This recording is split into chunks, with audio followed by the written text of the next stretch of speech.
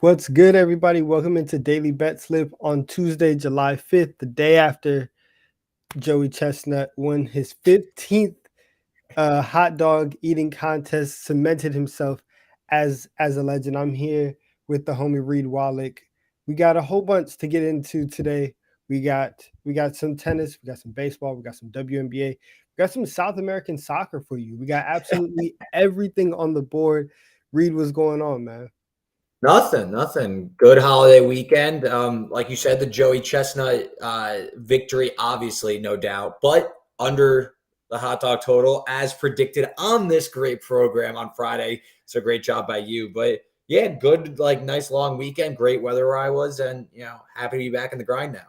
Yeah, so listen, later on in the show, obviously we're gonna get to our game of the night, which is Cardinals Braves. We're gonna see where the community lies on that. And we're even gonna be talking some Wimbledon a little bit later, but we're gonna start today with our bad beat of the day. Came from Royals Astros last night. The Royals, who were plus 220, right? Coming Mhm. into the game, led 6-3 in the fourth. No, excuse me, led 6-3 going into the eighth. The Yep. Astros tied it up. Yordan Alvarez walked it off for the Astros. Second straight day with the walk-off homer. Listen, if you're up 6-3, you're feeling pretty good about your chances to cash the bet to win the game. And Yordan Alvarez just crushes all the hearts of everybody in Kansas City, both Kansas Cities, right? Because we know that they're Yep. two different cities. But that's a terrible way to lose a bet.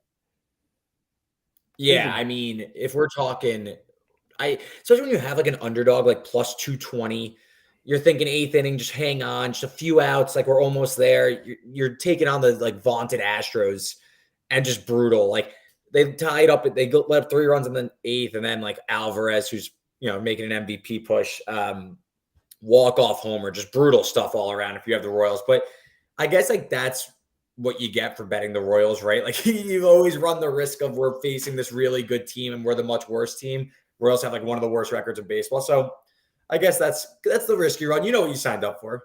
exactly. I think, but at the same time, like if you think that by the eighth, you're like, okay, this like the Astros, it's just not their day. We got this one locked up. I actually felt that way a little bit today at the beginning of the day because I sprinkled a little bit on Yannick Sinner to upset Novak Mhm. Djokovic, and he gets up 2 sets and then rattles off Yep. three straight set losses. So it's kind of the same thing when you're betting on big underdogs. But that was a tough one for Kansas City. Royals fans, they just have to live with all the losses that they have this season. But before we get into best bets, right, we got a whole bunch of picks from the community and what the BetSided community is betting tonight. So let's get into our Twitter responses. The first one, let's bring that one up. That one is from, and let me get their Twitter name correct.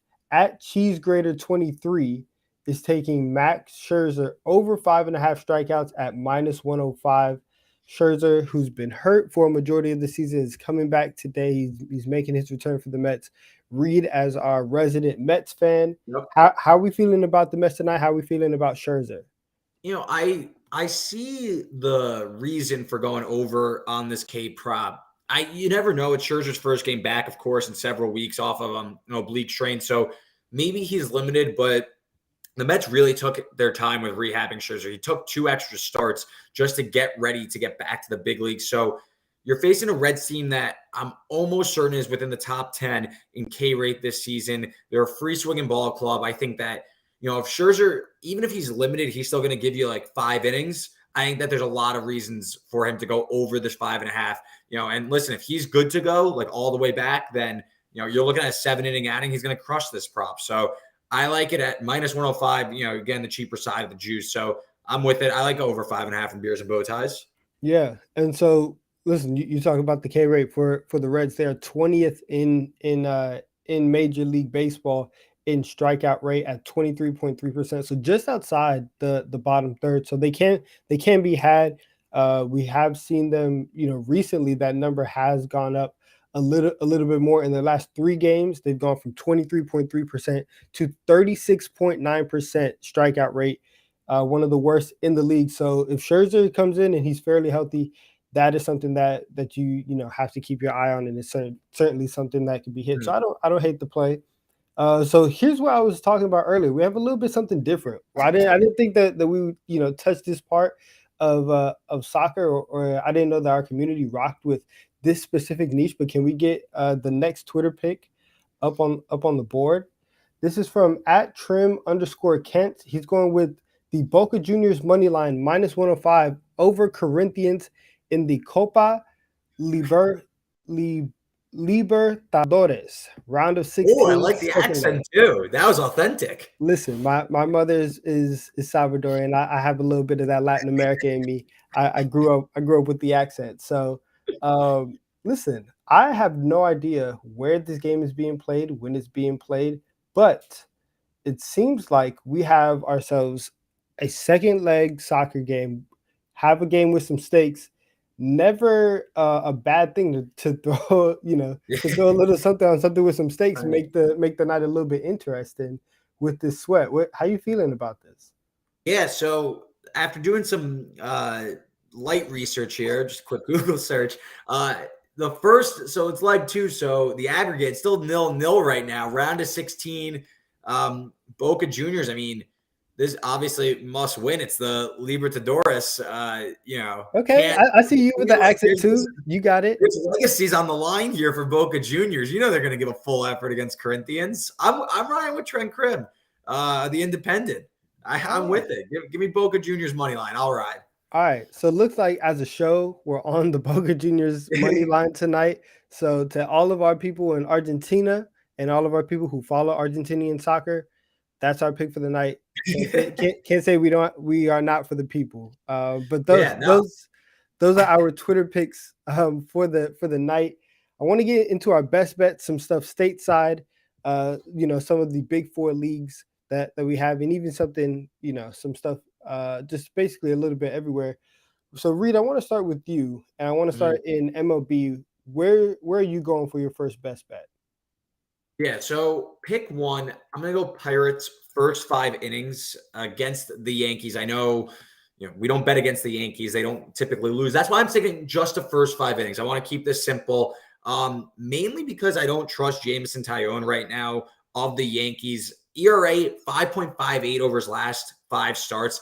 And also, I would almost argue the Pirates have the better pitcher right now going for them, and Jose Quintana, a lefty. And the Yankees haven't really thrived against lefties over the past 2 weeks, just hitting 220 against Southpaws over the last 14 days. I just can't trust Tyone right now. I imagine the Yankees are going to come back and win like they typically do. That's why I'm not going on the full money line. I just want the first 5 innings. I think that Tyone gets chased again.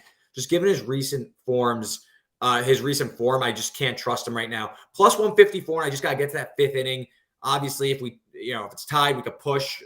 So no harm, no foul there. I don't need the win. I just like Pirates first 5. And then for my second one, I'm going to go White Sox, small home favorites against the Twins, -126. And I don't know if you saw, Donovan, yesterday, the White Sox flew into a triple play. Like, it was embarrassing, like just terrible base running, incredibly undisciplined. It's kind of been like a microcosm of the White Sox season. And I just, it feels like this is a good time to buy low. It's like everyone's kind of ripping on the White Sox, that, big divisional series. But they got Michael Kopech going, who, if he could limit his walks, is one of the best pitchers in the American League this season. And good for him. Minnesota, 21st in walk rate since June 19th. So I actually think this matchup sets up really well for him. And on the other side, Chris Archer, he's a 3.08 ERA, looks solid, but underlying metrics really concerning. 4.89 FIP, so he's hinting at regression. And righties actually hit him better than lefties, which is kind of like a reverse splits type thing for a right-handed pitcher. White Sox lineup is full of righties. I just think at this cheap of a price, it's a good time to buy low on the White Sox. I don't know if they could turn their entire season around, but I think at this number, -126, I'll take a stab at the White Sox. I don't think that's a bad play at all. I think one of the, obviously, and we've talked about it on here, is that the Guardians are kind of the team that has all the momentum, and they're the ones who are riding in that AL Central, and kind of, going to take that division over. But like you said, I think buying low on the White Sox, especially, going into the All-Star break, might be the play coming out of it. I'm very curious to see. We're still 2 weeks away from the All-Star break, but I'm very curious to see how Chicago kind of resets their season and makes that second half push. So I don't hate that pick at all. I want to go to my MLB pick, so I'm going with Nick Lodolo under 4.5 strikeouts, plus 108. And the reason why I'm fading him tonight is because he's coming off of injury. He just got activated off of the 60-day IL, and today's going to be his first start since April 24th, right? Mm. So he in the 2 games prior to him getting hurt and going on the IL, he had 7 strikeouts and 8 strikeouts. I think those two are a little bit of an outlier. I don't know how much I can trust him against a really really good Mets lineup today. He did throw for 4 strikeouts in his first start, so it's not like he's cleared this line in every single one of these games. And so I'm kind of skeptical that you can come off of injury and not pitching for 2 months, and then come in and face one of the best lineups in all of baseball and kind of be successful. So I'm gonna fade him there and take a little bit of plus money. And then I have a WNBA pick also for tonight. I'm not going with the Aces. They don't I was play gonna, tonight. I was gonna say, I didn't even know. I didn't even know if the Aces even playing tonight. No, they're Oh, so not. you're They're staying not. safe. I know, I know. I was hoping that they would, that way we could keep the tradition going. But I'm going with the Connecticut Sun -5 versus the Dallas Wings. The Sun, they bounced back from a loss against the Chicago Sky very well in a very close game against the Washington Mystics. They won 74-72. And I think that today is going to be a really good chance for them to, kind of build off of that momentum against the Dallas team that hasn't been, they're not on top of their game, right? They lost 3 in a row. They haven't covered in either of those three. And Connecticut is the third team in the WNBA. Right now you have the Chicago Sky, who have taken over the number one spot. Then you have the Las Vegas Aces. But then the Connecticut Sun, offensively and defensively, if you look at the numbers, they are as complete as any team in the WNBA. They're top five in basically every major category except for pace. They play at the eighth highest pace in the league. So I think that they are going to be able to go into Dallas, even on the road, and beat a struggling Wings team with their depth. Their offense is going to be super efficient, and they're going to come out. I think that 5 is a little bit too low. This probably should Mm. be, somewhere around like 6.5, maybe 7. So I like Connecticut to get it done. So both of us have, both of us have Wimbledon picks, and so we're picking from the same match, but we're picking it from two different sides. But I think our logic is kind of lined up. So I want Mm. you to go first. Where's your best Wimbledon bet for tomorrow and the rest of the quarterfinals? Yeah, so I'm looking at Taylor Fritz, Rafael Nadal, and I know your bet also. And I do think we're kind of seeing it the same way. And I'm going over 30 and a half games in this one. And it's mainly Rafael Nadal is probably going to win, right? There's a reason why, he's a massive favorite, but Fritz's serve is a real threat on this surface. This is just a very nice matchup for him. And Fritz has been money on his serves all this entire tournament. And I think he's going to be able to take a set here, or at the very least, drag these into tie breaks and minimize the amount of break opportunities for Nadal on return. And listen, Fritz, this is one of his preferred surfaces. I know it's his first time really breaking through at a Grand Slam, but that serve is legit. It's one of the biggest on tour right now. I think he's going to be able to take a set, mainly because he's just going to serve his way through it. You could win a set on one break alone and then just roll through the rest of the set. So Fritz's serve is the most reliable thing in this match. Of course, Nadal's metal is the most, and his composure. But I think in terms of on the floor, on the grass, I should say, I think Fritz is gonna be able to serve through this. And also, Nadal has dropped sets already. In the first 2 rounds, he dropped the sets. A very underqualified competition. This is a top 15 player in Taylor Fritz. I'm not going to call the outright upset, but if this went 4 or 5 sets, it would not shock me at all. I don't see Fritz winning quick sets like 6-2. I think he can win like 7-5 or 6-4. So I like Fritz Nadal over games. It gives me some exposure on what I think could be a competitive match, but I don't have to go for the outright upset. I do think Nadal ends up winning in 4 competitive long sets.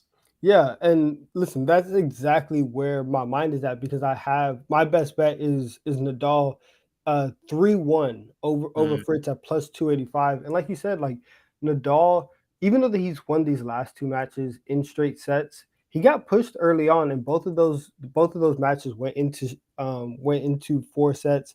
And the sets that he was winning early on were kind of long. Like you if you look at him, you have 6-4 sets multiple times. And even in his last match yesterday that he won in straight sets, the final set he won 7-6, and he won with a tiebreak. So you've seen plenty of times this tournament Nadal not be able to just wipe the floor with somebody, and these matches are not just going 6-0, 6-1. He's had one match like that, but a majority of them have been a little bit more competitive than the final score had been. And so now that we're getting into the quarterfinals areas and we're getting, number 2 versus number 11 in this case, I expect to see a little bit of that wear and tear uh, show up for Nadal. And like you said, I think Fritz is going to be able to use his serve to get some points. Nadal's only winning 34% of his return games. So it's not like he's extremely dominant against other people. So like you said, if Fritz can get that serve kind of right early on and start putting a little bit of pressure on Nadal, I think he can, I think he can get a set and maybe push this one a little bit further. But that's the exact logic that I was thinking in terms of this match being. It's not going to be a cupcake one for Nadal. Agreed. So on that note, and while we're talking about Wimbledon, the quarterfinals are going on right now. We're going to have some quarterfinal matches tomorrow. The semifinals take place later in the week, and then the finals will happen on Saturday and Sunday. So this is the last week of Wimbledon, and so I want to look ahead to the semifinals, to potentially the finals, and who's going to be there.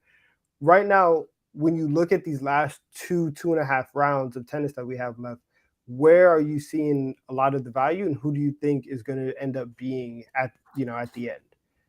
Yeah, I do think, I know you kind of mentioned it with Jannik Sinner versus Novak Djokovic this morning, where Djokovic went down 2 sets and he looked, I wouldn't even say bad, because he actually was a break point away from going up a double break and going up 5-1. And then the tide just completely turned. He completely lost his level, and Sinner pulled up 2 sets. He won, I think it was like 11 of 13 straight games or something. It was insane, 10 of 13 maybe. But Djokovic pulled away as if it was like easy. Like he just wanted to give himself a challenge. But I do think that this is Djokovic is still, I think he's a runaway. I think he's north of like minus 250 now to win it all. He's obviously into the semis. He's facing Cam Norrie in the semis, minus 300 on the bottom line. Yeah. But he's facing Cam Norrie. I think Cam Norrie is completely overmatched in that one, despite being the hometown product. So to me, Djokovic is going to be into the finals relatively easy.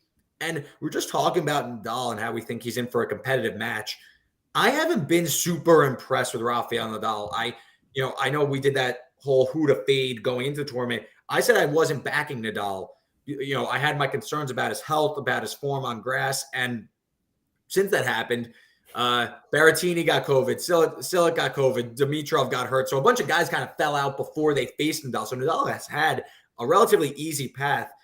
I do think he ends up getting to the finals and sets up a Djokovic-Nadal final. And I just think Djokovic is just the better player on grass right now. I think that Djokovic, to me, he got through his test against Sinner, and I think he's going to pull away. I will say one match tomorrow that we didn't talk about, the other one, Nick Kyrgios versus Christian Garin.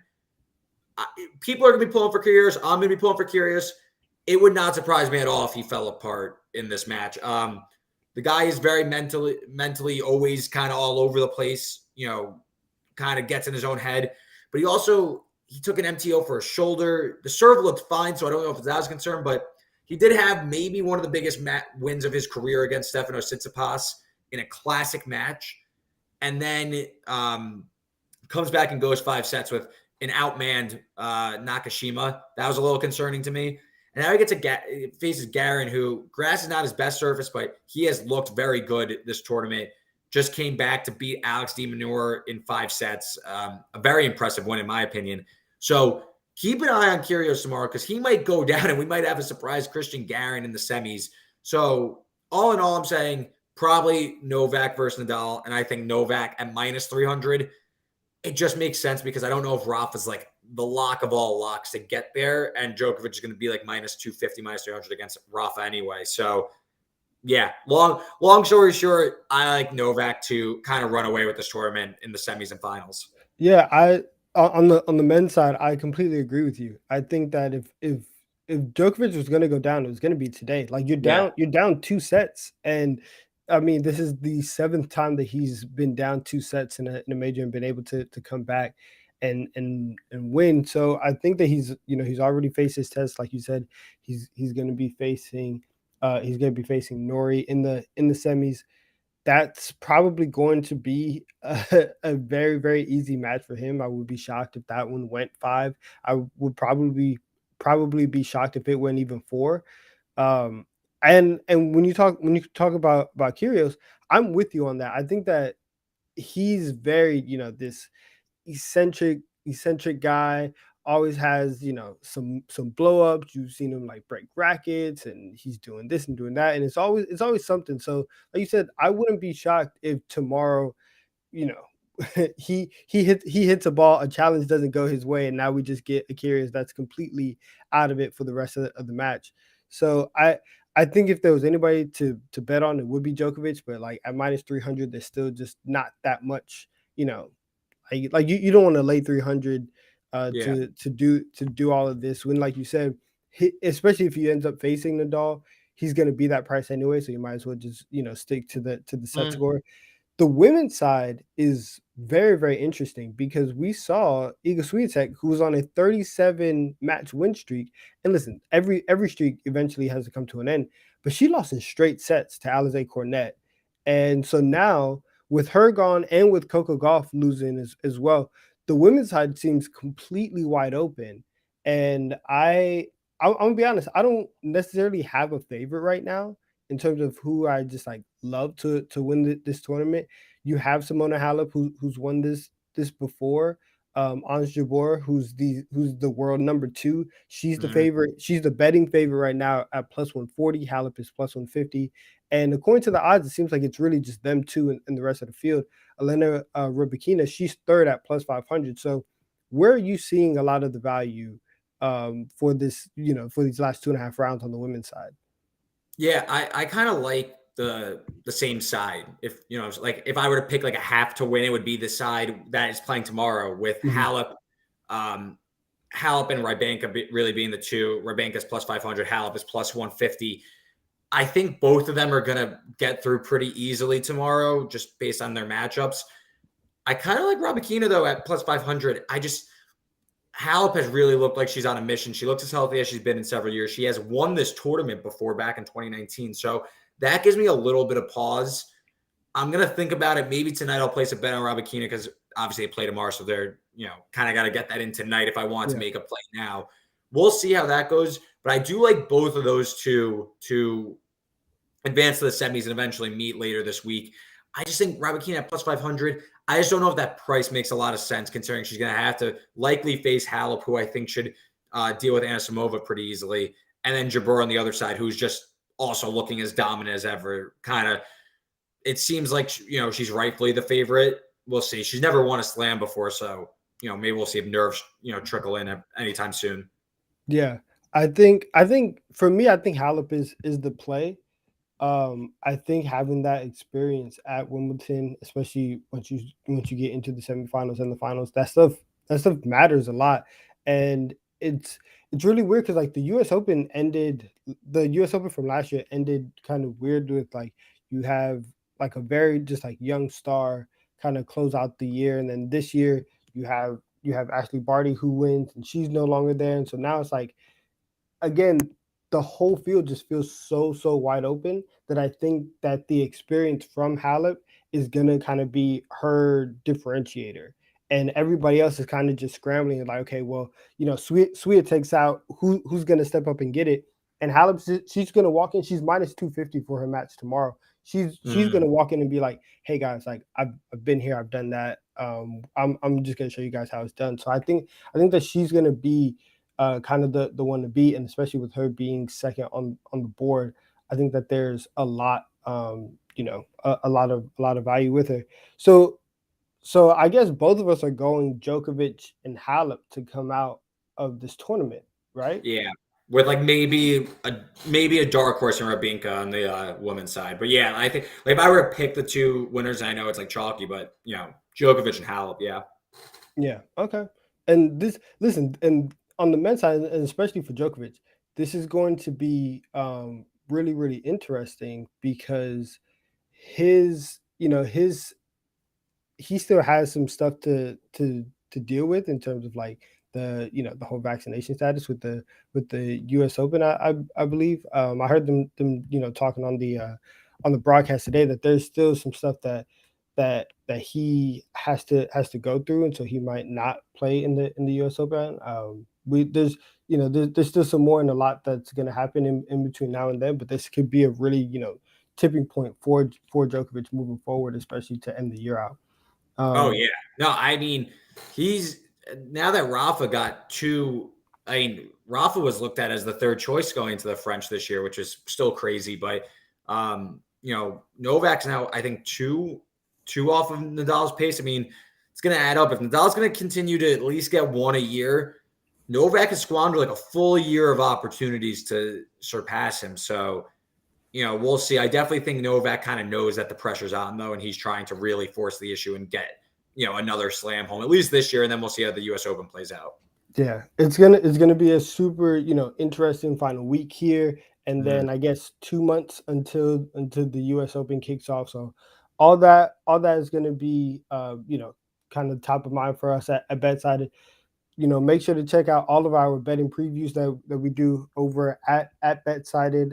Reed has done, I think, four today. Has gotten everything up for the quarterfinals tomorrow, so we got everybody covered for tomorrow. We're gonna have everybody covered for the rest of the week.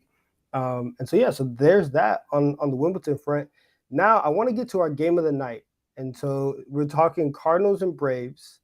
uh, this is going to be a really, really, interesting game because both teams are kind of in the playoff picture and even in the race to win their division, right? The Braves are 3.5 games behind the Mets. The Cardinals are 3 games behind the Brewers, who have had a recent resurgence. So games like this are very Oh important yeah. to for the standing. How are you feeling on tonight's game of the night? Yeah, I think it's definitely an interesting one. Two explosive offenses, two teams that figure to be part of the playoff picture. Um, I guess should we just get right into my best bet Yeah, for it? yeah, let's Yeah, do it. I'm gonna go with the Cardinals as small underdogs plus 130. Um, I look back at yesterday's box score. It was a Braves 6-3 victory. But if you dig in a little bit deeper, the Braves are actually the more taxed bullpen in that one. Kyle Wright couldn't go as long. The Braves used five relievers, or five total pitchers, so four relievers.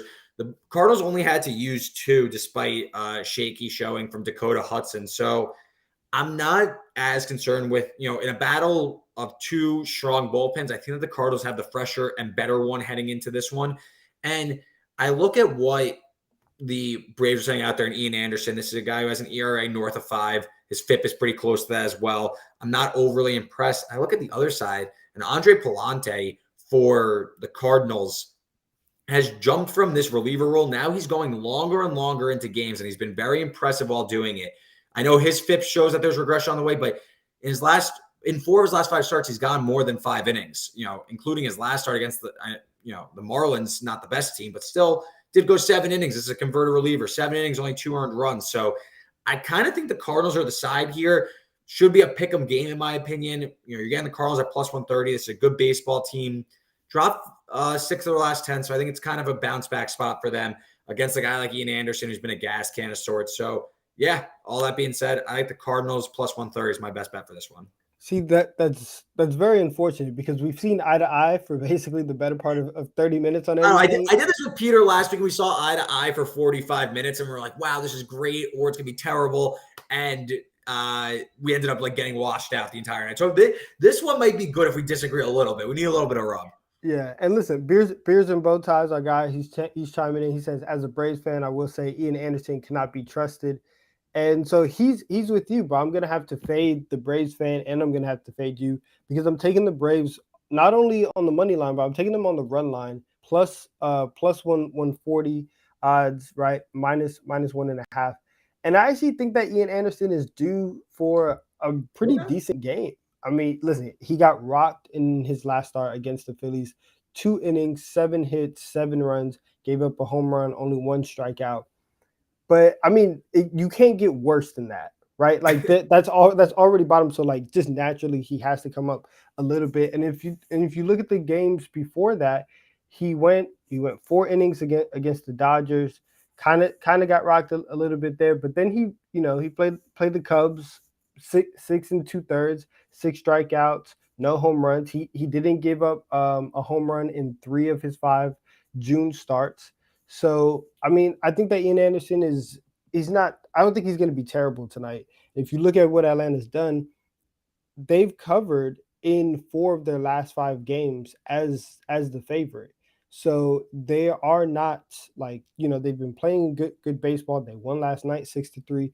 I don't think that they're necessarily like untrustworthy. I know that the offense from St. Louis is a little bit scary, but you get Atlanta and you get them at home, I think they're going to be able to come up with a little bit of something. And so we'll see. We'll see, right? This is a Braves team that again like has been very, very hot, but they don't necessarily like they're very boom or bust. They're either going to win, right? By especially at this point in the season, they're either going to cover the run line or they're not. And so Mhm. I think that I'm expecting them to win, so I'm going to take them on the run line as well. All right. Yeah, Listen, we'll see. Go head to head. Well, a little bit of this. exactly. Beers and bow ties. I hope you're right, Smoot. Yeah, listen, I hope I'm right too. I want to be right. I like I hope I you're like wrong. being right. I like being right too. And so listen, we are on opposite sides. I am ready to see where the community lies and whose side they're on. Donovan, where are we going for this? And it looks like the community is on the Braves money line, right? So not Okay. quite as bold as me, but Braves money line minus 140. Obviously, I'm with it. So Reed, like Reed doesn't have to place the bet. I will double dip and Okay. and bet on the Braves money line and on the run line. And I think that they can inch a little bit closer to the Mets in that NL East. Which, and I want to get your take. Are you nervous as a Mets fan? Are you nervous? It's funny because some of my friends are, and I am not. I mean, obviously, I'm a little concerned, but like people are saying this is like same old Mets. Like the Mets are blowing it. The Mets are this. The Mets are the first team in the National League to 50 wins this season. I wouldn't say the Mets are blowing it as much as what are the Braves like 20 and they've won like 20 of their last 27 games. Yeah, Something like listen, you got to tip your cap that the Braves are the hottest team in baseball, right? Like doesn't mean the Mets suck or the Mets are blowing it. It just means that one team is playing really well, and you got to, they're still up 3.5 games, and Max Scherzer's back tonight, and Jacob DeGrom just had his first rehab start. So I am personally not as concerned as other people. Of course, now it's a big, it's going to be a heated race, a heated summer, where you have the Braves and Mets kind of going back and forth. But this is what it is. That's why you build a 10-game lead in April or May or whatever. That's why you get out ahead early. So you give yourself some margin when you go on these tough West Coast road trips and go 500, which isn't a bad thing. That's what you're supposed to do. And the Braves get hot, you handle this stuff.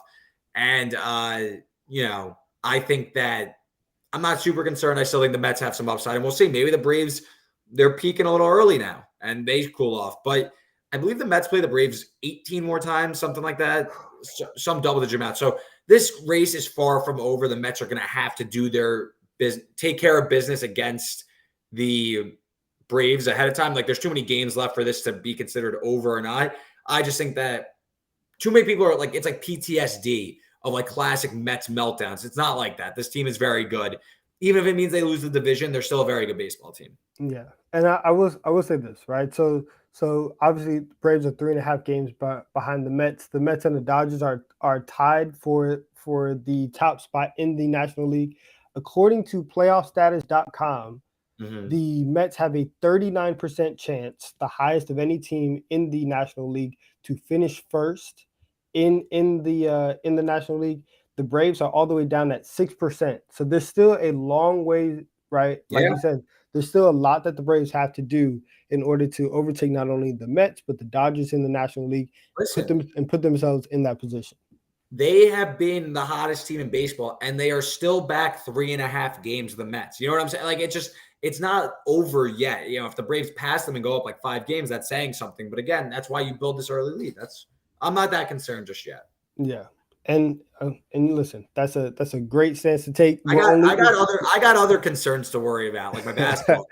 Exactly. Listen, we're only in July. We're not even at the All-Star break, but the Braves are hot. That's why myself and the community, we're taking the Braves tonight, and we're gonna ride for that. And tomorrow I will be back with Ben, and I'll be able to laugh at Reed, who won't be here to defend himself.